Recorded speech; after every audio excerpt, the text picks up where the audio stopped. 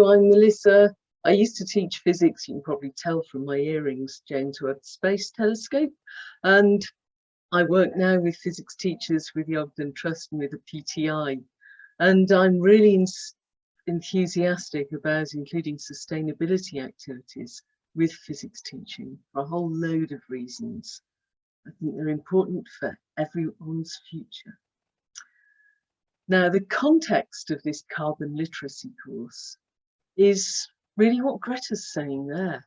The climate crisis has already been solved. We have the facts and solutions. The facts, well, that's the mechanisms of climate change, the evidence. Physics is at the heart. And the solutions, or some of them, are about physics, about using ideas, about the way energy moves, all sorts of things. Can students engage with these relevant parts of physics and see how much they can contribute on many levels from this? For instance, about how we make decisions about our carbon footprint. Can they use physics with theirs? About understanding the need for the change in future society. For instance, building regulations might change. Can understanding physics help them make sense of that? And really importantly, their careers in the future. The people in schools now are going to be the people with the jobs that put the climate crisis right. So this is the outline of the Carbon Literacy for Physics Teachers course. Carbon literacy courses are intended to last for either a day or 4 2-hour sessions. At the end of courses, participants commit to a step they'll take to lower their personal carbon footprint, and another to say how they'll try to have influence in the workplace. This course is different because it's for teachers. The commitment here will involve making changes to teaching and seeing how this can spread, maybe enabling teachers to become part of a wider community who exchange ideas and influence schools within and beyond physics. So in this course, you'll be developing ideas about how topics included in physics can have immediate relevance to our lives. The greenhouse effect itself relates to so many things. Effects with light, such as emission, reflection, absorption, and then the infrared part of this spectrum as well. At A level, electric fields and resonance can be used to explain why carbon dioxide is a greenhouse gas molecule, but oxygen isn't. And I'm amazed that the story of temperatures over hundreds of thousands of years can be read from the abundance of isotopes in the Antarctic, in the ice cores. Emerging new technologies for energy storage to cope with the intermittency of renewables, well, they involve things like gravitational potential energy and spring potential energy. Bring that to life. Students can look at data relating to the real world, like how long does it take that wind turbine to generate and produce enough energy to actually charge my car? Some topics that might seem dull have got vast relevance to our sustainability stories. One of my favourite is latent heat. Maybe sounds a little bit dull, but it's amazing. So that's an outline of the course, a whole load of physics, a whole load of links to what students can do in their future. Now, in 2012, the Carbon Literacy Project began in Manchester, working within the city and delivering training to businesses, schools and universities. Manchester, my city, was the birthplace of the Industrial Revolution.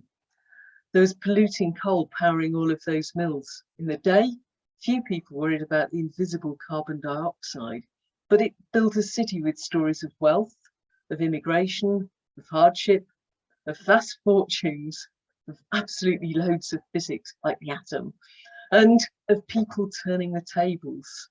And this is the Carbon Literacy Trust. By March 22, it had achieved all of those things. Huge number of organisations, it's become international, an enormous amount of carbon that's not gone to the air as CO2.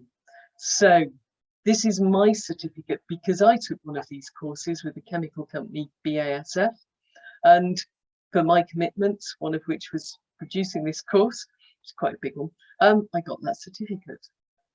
So this is a vision of physics. Well, in the wide world, science magazines like Physics World, Chemistry World, New Scientist, the engineering magazines, they've always got things about sustainability and carbon zero and the steps being taken to get there. But if you look at a physics textbook, it's really hard to find usually. Some of the classroom physics articles, well, it's there, but we need more. We need those links. The people in schools are the most important people to be hearing about this. So I believe it can increase the relevance and the appeal of physics and show its social value. Students in schools have been very keen to apply for courses with altruistic value like nursing and medicine. Those have increased through the pandemic despite the hardship. And I think it's rarer for students to appreciate just the good that they can do with physics and build links with other school disciplines and, very importantly, increase the diversity in physics. More women needed. Make this relevant. I think I've mentioned most of the things that are on this slide here so far about what the course will do, but as well, it's helping teachers to be able to discuss, not just with students, but with other people, colleagues, friends, with some knowledge, and be enthused about future prospects. It doesn't give all of the answers. It doesn't enable someone to solve loads of problems yourself, but it is a good start, and it does add up to a big impact. And yeah, you're working on the solution to climate change. So how might sustainability spread? It's this idea of ripples from teaching to the things you discuss in school, the influence on students, the links that can be built, books in the science library. There's my email address, so you can contact me. The school infrastructure, school transport and visits. The wider community, because students will discuss at home. And all of your students are going to be future citizens. They might be change makers. They might be the future scientists and engineers who will put some of this right. Thank you for listening.